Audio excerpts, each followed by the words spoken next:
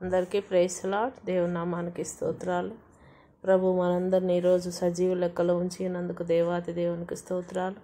మరి నిన్నటి దినం దేవుని యొక్క మందిరంలో మనము పాలు పంపులు పొందుకోవడానికి, ఆయన శరీర రక్తాల్లో పాలు పంపులు పొందుకోవడానికి దేవుడు కృప చూపించినందుకు ఆ దేవాతి దేవునికి స్తుతులు స్తోత్రాలు.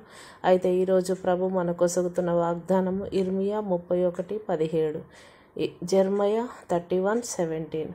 రాబో కాలమందు నీకు మేలు కలుగును. ఆమెన్.